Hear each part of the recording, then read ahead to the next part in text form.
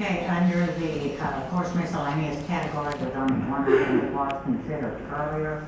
Under the except work item, no items have been removed for separate consideration. Is there a motion? So moved. Second. Favoring? Opposed? Items carried.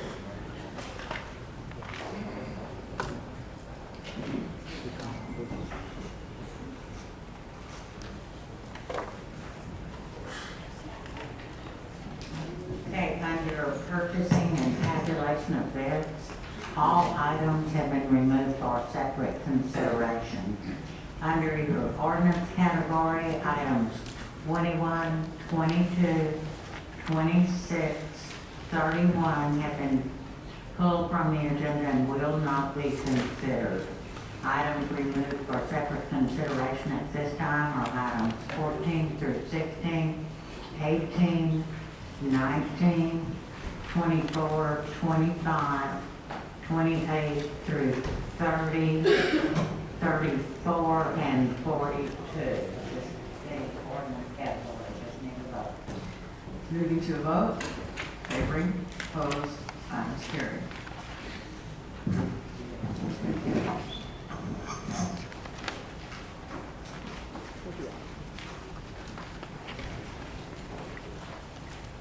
Okay, items removed for separate consideration. Item 9 is there a motion? Moved. Second. Discussion? Favoring? Opposed? Item carries.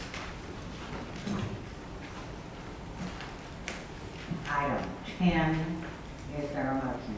Moved. Second. Discussion? Favoring? Opposed? Item carries. Item 11 is an ordinance, just need a vote. Discussion? Discussion. Councilmember Bradford.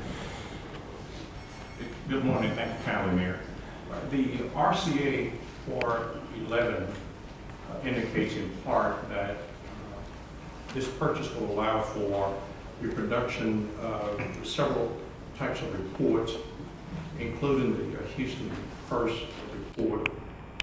It also states that this particular purchase will provide more requested information to various stakeholders. I don't know if I'm considered a stakeholder or not, but I want to ensure that what we are assisting OVO with here is if information I've been requested, specifically as it relates to the number of dollars that have been received via vendors because they not have just obtained the Houston First status, but because of the Houston First criteria. As an example, on purchasing, if in fact a bid has been received and the vendor on a $100,000 or less bid, and they are within that 5% margin, that they were not the lowest bidder, but they received the bid because of the Houston First criteria. And likewise, if they are bidding on a $100,000 plus deal, and they are not the lowest bidder, but they're within the 3% margin, and they received the bid because of the Houston First status. So my question is, will this particular software provide council that type of data? Councilmember, that is not the reason why we're, obviously not the reason why we're purchasing the data, or purchasing this software. And of course, council members are one of the stakeholders. I would have to research as to whether or not it will allow tracking of that specific data. As you know, pursuant to your request, the director of OBO has set new procedures in place so that we can better track exactly what you're talking about. I don't know whether this software will facilitate that or not. I do appreciate Director Wright's response, Mayor, and yours too as well. If this particular software doesn't do that, that was a main proviso, and I commend you for the brainchild of this particular type of legislation and getting it pushed through in Austin, the enabling authority. But one of the major points, plus the fact that if those vendors fall within that 3% or 5% guideline, that they could in fact be considered and award the contract, that it was permissible But if the director's right's not tracking that, then we're not actually outlining what I would call the true benefit of the Houston First criteria. So if this doesn't do it, what do we need to do to allow us to track the real benefit of Houston First? I'm not opposed to this software because I understand the benefits of this software that's been laid out. It's just that it didn't answer the question that I've been seeking for. I'm in complete sympathy with your request, Councilman. I honestly don't know whether this software will help. The only thing I can say is that the director has put other processes in place to find the information that you want and to track it on an ongoing basis. And it is, in my view, while the legal department has indicated that there would be no reason to track it, from a public standpoint, I think there is a reason to track this data. And I know that the director is compiling a report for you.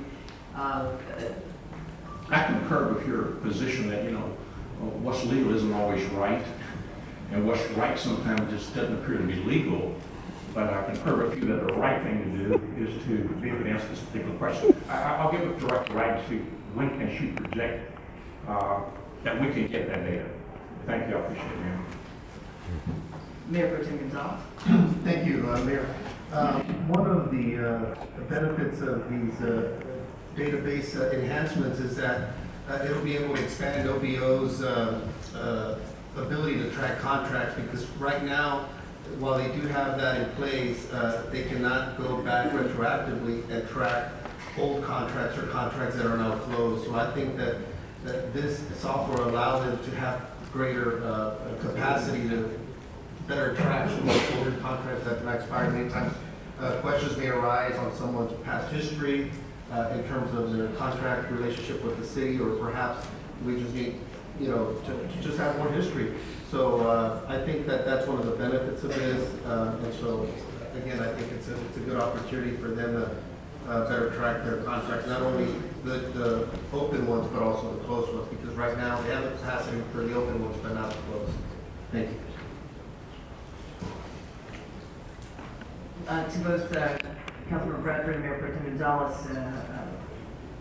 the administration appreciates your support for this particular software or item, and we are determined to get to the answer that Councilmember Bradford seeks.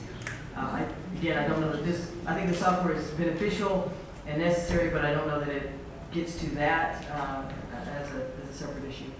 Councilmember Kubash. I'd like to tag it until next week. I want more explanation on it. I'm not necessarily opposed to it. Item has been tagged. Thank you.